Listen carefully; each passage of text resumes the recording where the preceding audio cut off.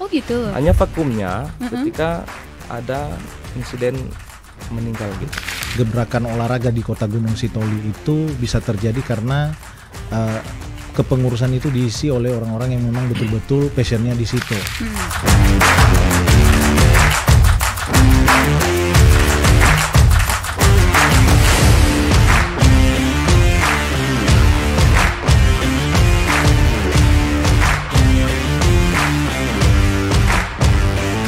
Halo Nahya Podcast hadir kembali untuk Anda, dan kali ini kita bicara tentang dunia olahraga. Saya sudah bersama dua orang narasumber yang bagi saya sih hebat-hebat ya. Saya perkenalkan, ada Ketua KONI Kota Gunung Sitoli, ada Yose Rizal Menrova. Halo. Ya, halo Kak. Dan juga ada Komisi Pembinaan dan Prestasi Pertina Kota Gunung Sitoli, ada Bung Ardin Zebua.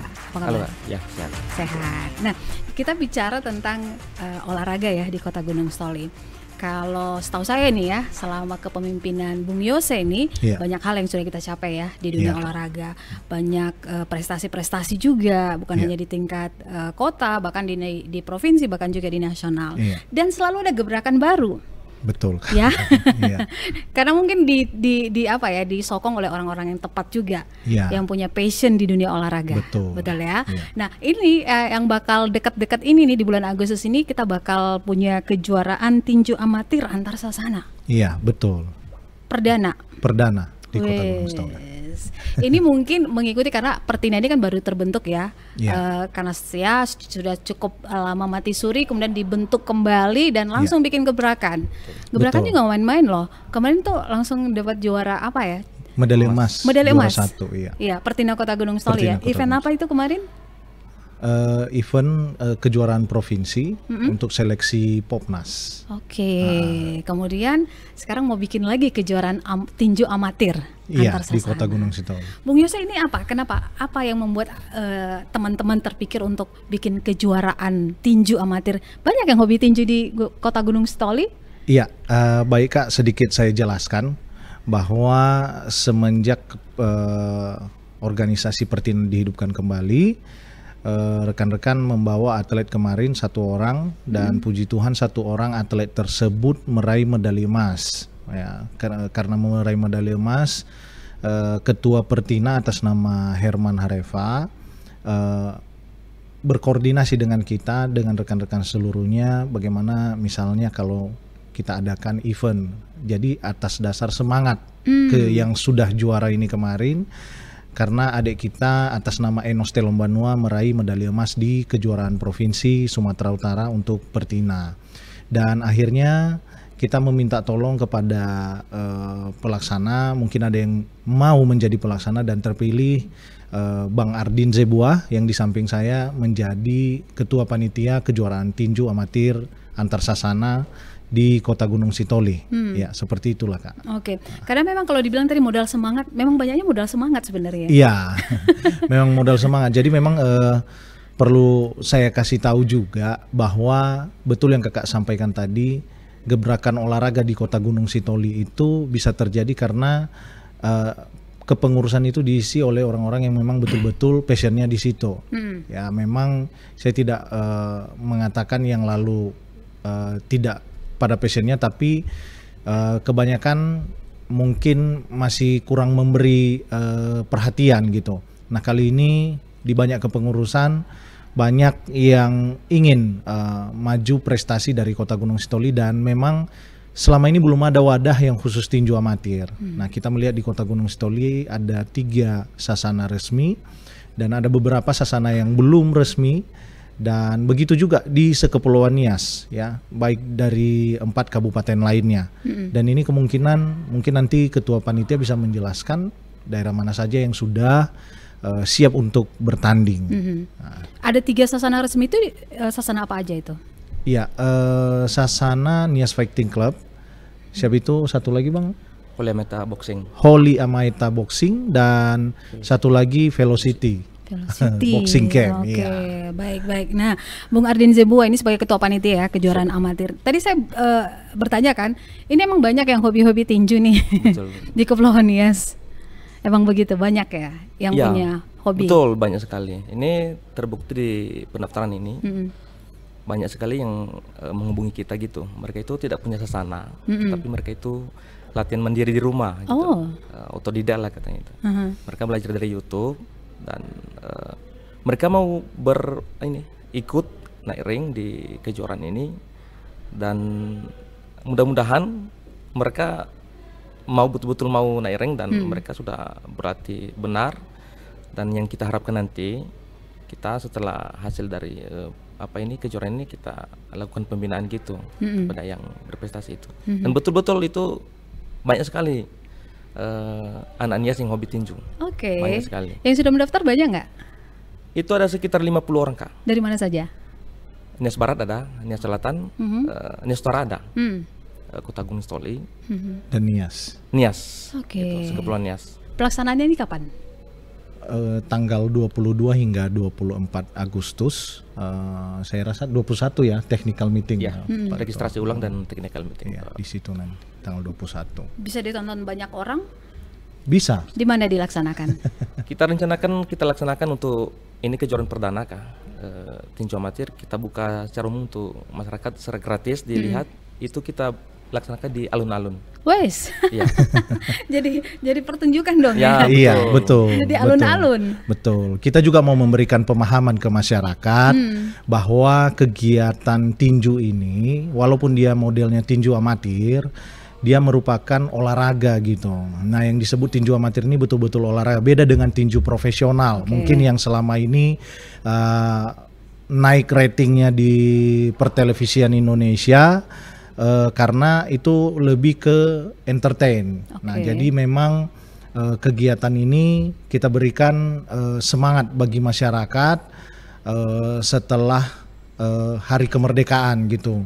Jadi mungkin ini menjadi lepas penat. Memang kemarin KONI bekerja sama dengan PDNI Fighting Championship itu menjadi cikal bakal yang Bang Ardin sendiri juga mengikuti pada saat itu mendampingin atlet, dan inilah yang menjadi barometer nantinya yang menjadi event tinju amatir boxing pertama lah nanti ini di Kota Gunung Sitoli.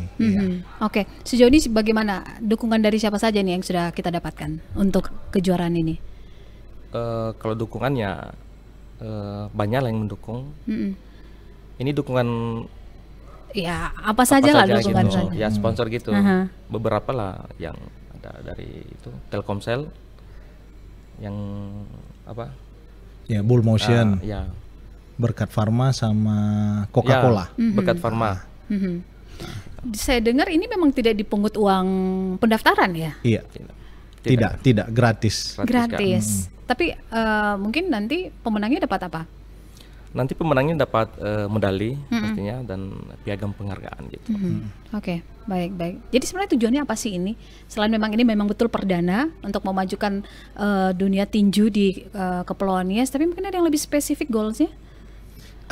Kalau kita KONI Kota Gunung Sitoli, yang pertama untuk memberikan wadah kepada adik-adik yang memang selama ini mungkin latihan di rumah, latihan sendiri, dan ini nanti dengan adanya ini kita sudah mengarahkan mereka untuk membuat sasana, dan kedepannya KONI Kota Gunung Sitoli bersama cabang-cabang olahraga akan melaksanakan pelatih berlisensi dan juga wasit hakim atau wasit juri yang berlisensi juga. Nah, kita berharap ini menjadi cikal bakal menjamurnya kegiatan bela diri combat sport yang sedang naik daun saat ini. Memang secara global di dunia ini memang yang paling tinggi ratingnya itu sepak bola, yang kedua memang tinju. Masih tinju ya? Masih tinju dibandingkan beberapa cabang olahraga lainnya.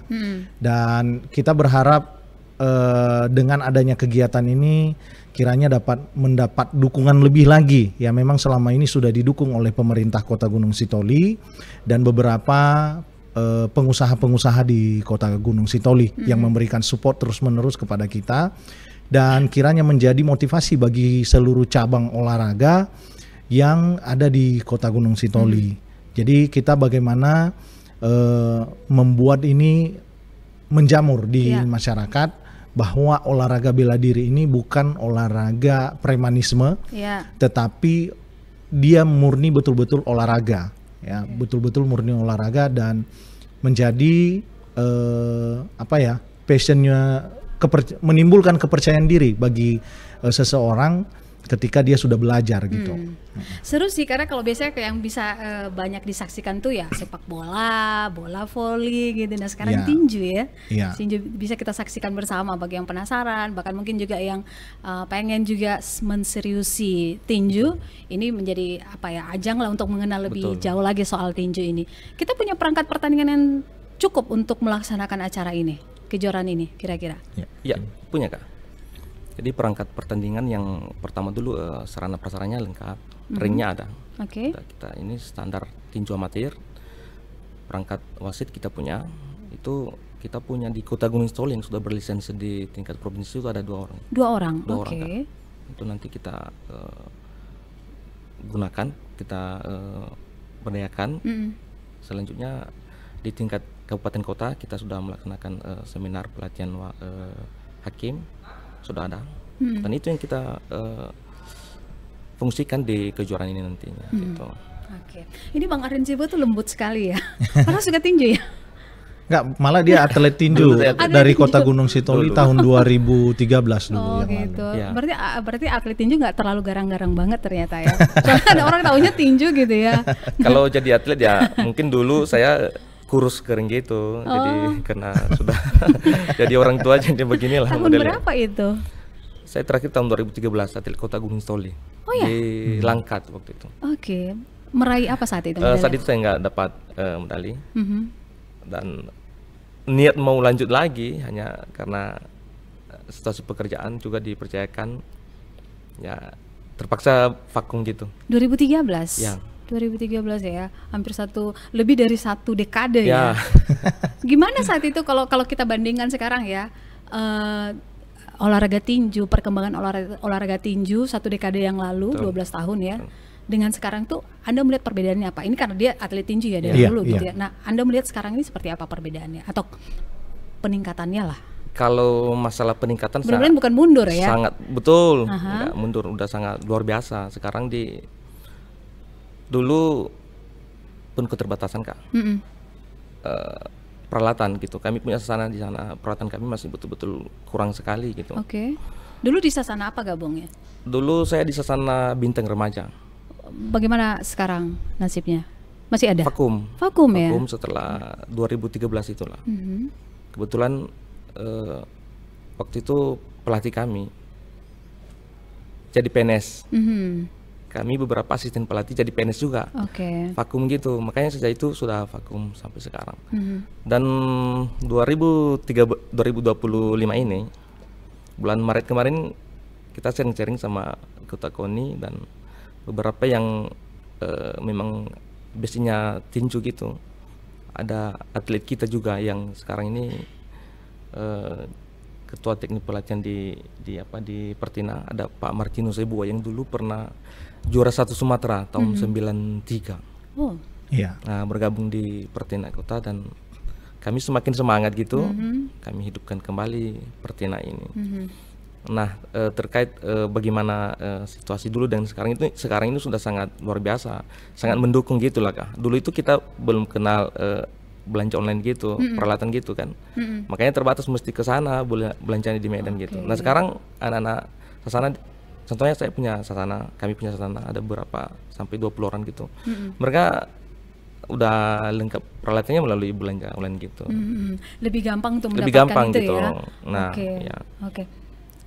Yang membuat Anda menyukai tinju itu apa sih? Karena kita kan punya banyak olahraga sejenis seperti itu. Tapi apa sih enaknya tinju itu? Jadi gini Kak, dulu itu kami direkrut anak-anak yang bandel-bandel gitu. Masa SMA. Mantan anak bandel ya? Ya jujur aja, kami dari SMA memang bandel gitu. Berarti suka berantem? Ya seperti itu Kak, dan bukan hanya suka, beberapa pernah itulah jadi jangan korbannya udah pada nggak hidup ya? Jadi ceritanya dulu, saya jadi cerita sebelum jadi atlet tinju dulu, udah almarhum sekarang Pak TNC Buah yang dulu mantan ketua KONI juga. Dia merekrut beberapa anak-anak yang memang bandel gitu, bandel, dia bawa ke satu sasana gitu. Jadi Bintang Remaja ini dulu Kak, dulu tahun 93 pernah tinju di Kota Gunung ini sering dilaksanakan. Tahun 90-an, 80-an ke 90-an. Oh gitu. Hanya vakumnya ketika ada insiden meninggal gitu. Saat bertanding. Itu dari sasana Polres Nias yang meninggalnya. Itu sasana dari kami Bintang Remaja juga yang lawannya gitu. Sejak itu vakum gitu. Hidup lagi di tahun 2013. Entah selang berapa tahun vakum lagi gitu. Terakhir 2019 vakum lagi. Oke. Semoga lah di tahun 2025 sampai berikutnya ini tidak vakum lagi. Itu yang kita upayakan. Jadi tujuan kita di kejuaraan ini, kami ketika audiens di Polres Nias, kami dapat informasi bahwa di Kepulauan Nias saat ini yang marak kasus yang banyak itu perkelahian gitu. Tawuran gitu, perkelahian yang bukan anak pelajar juga gitu. Jadi disinilah kami berupaya untuk mengarahkan mereka yang hobi berantem gitu, daripada berantem di luar dihadapkan dengan hukum ya kan. Nah di kejuaraan ini dapat prestasi, dapat penghargaan yang bagus kan, ya makin di ini pasti dibina oleh Pertinak Kota seperti itu. Berarti masih ada yang sama dengan beberapa tahun yang lalu. Orang anak-anak yang suka berantem gitu ya, gitu. Ayo kita kumpulkan lah, dikasih wadah. Betul sekali kata Ketua KONI dulu. Ternyata lumayan ya prestasi kita dulu ya ternyata ya. Betul. Iya, tapi masih skop Kabupaten Nias dulu Kak. Jadi memang waktu Pak Martinus Zebua itu masih ke Jurprov, sudah ke Jurprov di Sibolga pelaksanaannya, dan mungkin karena di Sibolga kita mudah untuk transportasi pada saat itu. Dan ini perlu saya beritahu juga, ini kita mesti apresiasi bahwa tinju ini hidup dulu memang di bawah kepemimpinan Pak TN Zebua ya.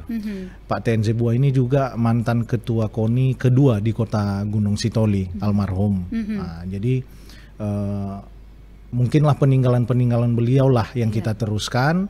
Mungkin cita-cita beliau juga yang pengen supaya kita ini anak-anak Nias bisa membanggakan Kepulauan Nias pada umumnya dan khususnya Kota Gunung Sitoli, karena beliau juga pada saat itu menjabat sebagai ketua KONI.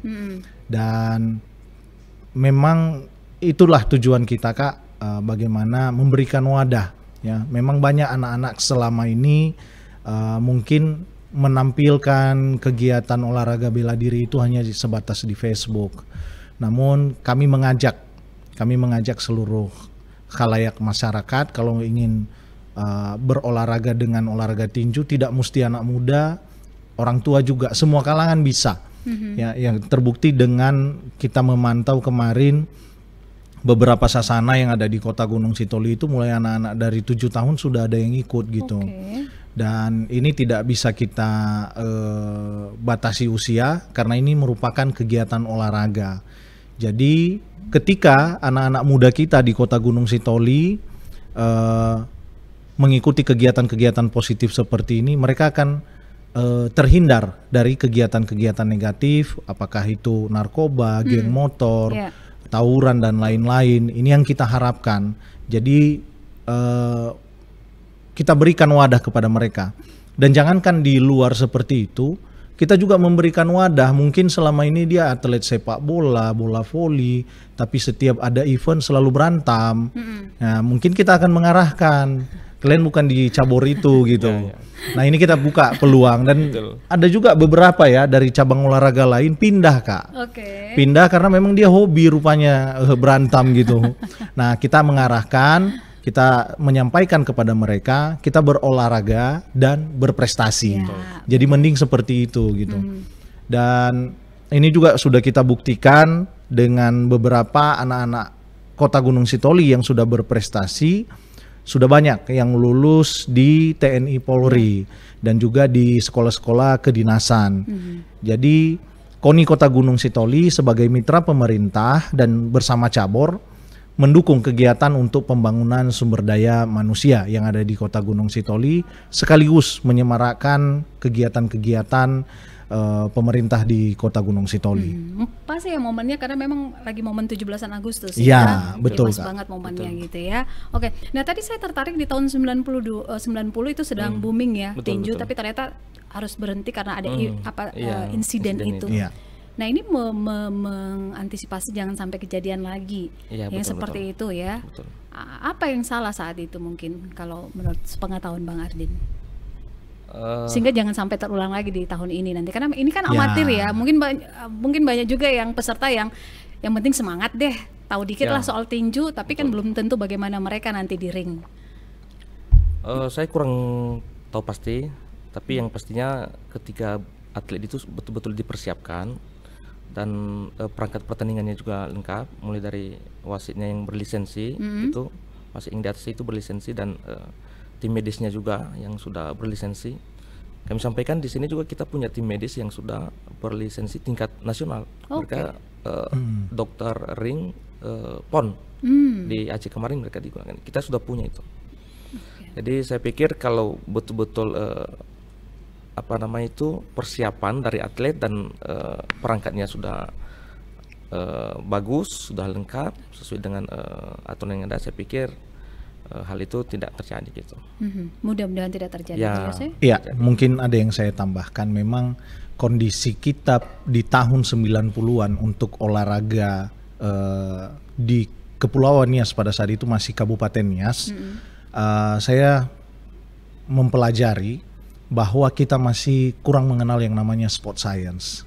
Jadi sport science ini merupakan bagaimana cara membentuk seorang atlet atau bagaimana cara melaksanakan kegiatan itu sesuai dengan SOP yang berlaku. Mungkin pada saat itu kita harus memaklumi bahwa tidak banyak yang berlisensi ya. Mungkin kalau saat ini KONI Kota Gunung Sitoli di seluruh cabang olahraga sudah banyak yang berlisensi, dan betul yang disampaikan tadi bahwa kegiatan-kegiatan olahraga di zaman yang lampau itu belum ada SOP yang tentu. Ini juga kemarin kita dipertanyakan waktu audiensi di Polres Nias. Jadi ada pertanyaan satu dari Pak Kapolres, apakah kegiatan ini mesti dilaksanakan di outdoor atau indoor? Saya menjawab tidak. Ya, itu kegiatannya mau di outdoor ataupun indoor, kegiatan martial art ini boleh dilaksanakan. Yang sebenarnya sudah ada aturan baku itu adalah volley indoor. Ya, volley indoor ini yang 6 orang seharusnya tidak lagi dilaksanakan di luar ruangan. Namun karena keterbatasan di daerah kita tidak mungkin melaksanakan di dalam ruangan karena ruangannya hall itu harus minimal 9 meter tingginya. Kemudian untuk beberapa cabang olahraga lainnya kami juga menjelaskan kegiatan ini sah-sah saja, indoor ataupun outdoor. Mungkin ada memang yang agak lucu ya, mungkin seperti renang nggak mungkin lah ya di daratan atau lapangan terbuka. Dan kecuali renang perairan terbuka itu di laut boleh, ya di tepi pantai boleh.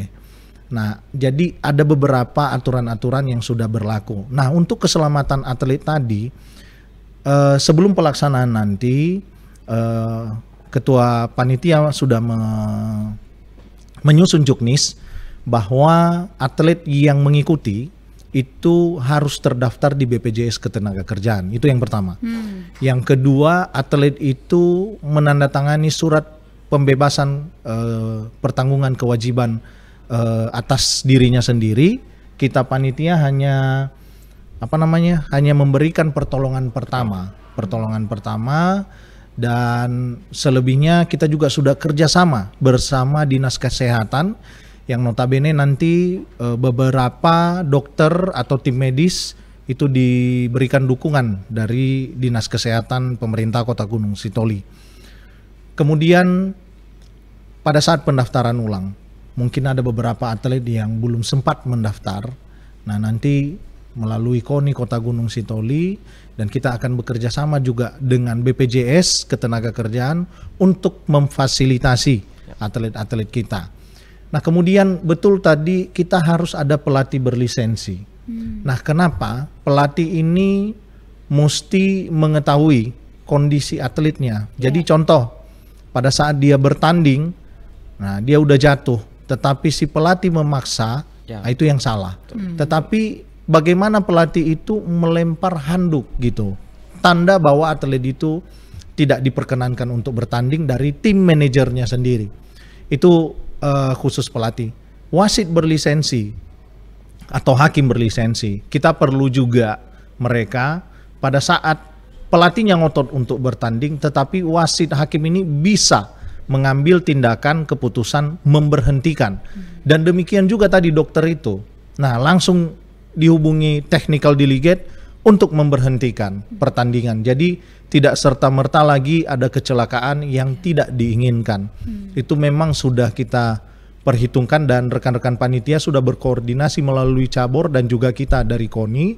Kita memberikan pemahaman pengalaman yang lalu dan bagaimana juga pengalaman kita, karena Bung Ardin sendiri sudah ikut mendampingin atlet kita pada saat itu di Asahan ya, di Asahan yang sampai memperoleh medali emas, dan juga dokter yang digunakan pada saat PON bahkan pertandingan kemarin itu dokter yang berdinas di Puskesmas Gunung Sitoli Selatan. Ya. Baik. Kalau Eno sendiri nanti bakal main? Main. Oke, baik. Yang lain pada gentar dong? Enggak ya gitu ya? Enggak juga lah saya rasa. Kelasnya. Di kelasnya dia bermain karena ini ada berapa buka kelas? 25 kelas. Oke, apa saja kelas itu? Itu ada kategori kadet umur 10 sampai 12 tahun, pra-junior umur 13 sampai 14 tahun, junior 15 ke 16 tahun, youth 17 ke 18, dan elite atau senior 19 ke 30 tahun gitu. Jadi dalam kategori itu ada beberapa kelas gitu. Jadi totalnya 25 kelas gitu. Oke. Peserta sudah ada yang dari luar daerah Nias? Untuk saat ini masih belum ada yang mendaftar. Oke, baik. Terima kasih kalau begitu ya. Kita senang sekali ada kalian berdua juga yang terus memperjuangkan olahraga tinju di Kepulauan Nias, di Kota Gunung Sitoli.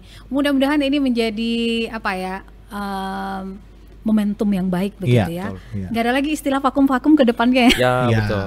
Jangan sampai lagi lah. Ya, mudah-mudahan maju terus deh Pertina Kota Gunung Sitoli ya. Dan menjadi semangat untuk cabang olahraga lain melaksanakan kegiatan yang seperti ini. Kalau Pertina bisa, padahal baru dibentuk lagi nih ya. Kepengurusannya bisa, kenapa enggak yang lain ya? Karena kayaknya masih banyak yang kayak ini ya, kayak lagi bobo santai ya. Iya. Jadi kita nunggu gebrakan dari olahraga yang lain. Tergantung Pak Ketua KONI, enggak juga ya? Oke deh, terima kasih kalau begitu ya Pak Ketua KONI dan juga Ketua Panitia sudah hadir. Kita tunggu, kita nantikan nanti kegiatannya di tanggal 22 ya? 22 ya, di alun-alun Kota Gunung Sitoli. Bakal seru. Jam berapa mulainya? Ya, kalau mulai mungkin jam-jam kita sore ya. Jam 5. Oke. Gitu. Rencana itu perencanaan. Ya. Tapi acara seremonial pembukaan jam 8 ya. Jam 8 malam. Oke. Baik, terima kasih sampai di sini Nahia Podcast. Sampai jumpa lagi di Nahia Podcast berikutnya.